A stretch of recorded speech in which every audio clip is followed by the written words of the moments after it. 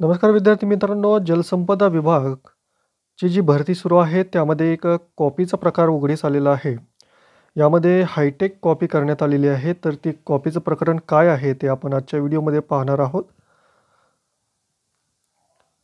पहा, जी लोकमतमधील ही बातमी आहे.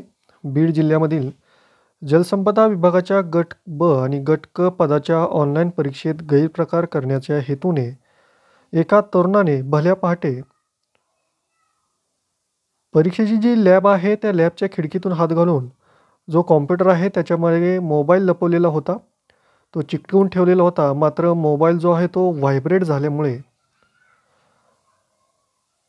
हा जो प्रकार आहे तो घडू शकला नाही. व्हायब्रेट होऊ लागल्याने त्याचे बिंग फुटले आणि त्या जो विद्यार्थी आहे त्या विद्यार्थ्यावर कॅन्डिडेटवर जे आहे ते अंबाजोगाई शहर ठाण्यात गुन्हा दाखल करण्यात आलेला आहे आणि अधिक तपास जे आहे ते पोलीस डिपार्टमेंट करत आहे.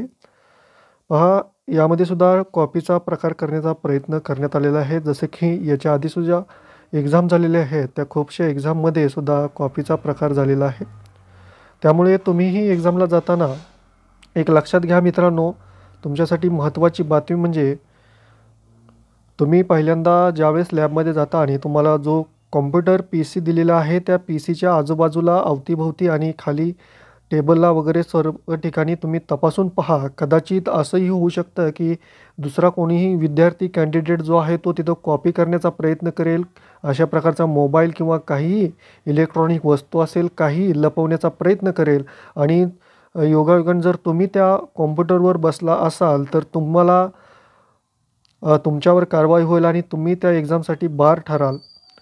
त्यामुळे काळजी घ्या. एक्झाममध्ये जाताना तुम्ही आजूबाजूला तुमचा जो परिसर आहे, जे PC आहे त्या PCच्या पाठीमागे वगैरे सगळीकडे तुम्ही चेक करून एक्झामला बसा.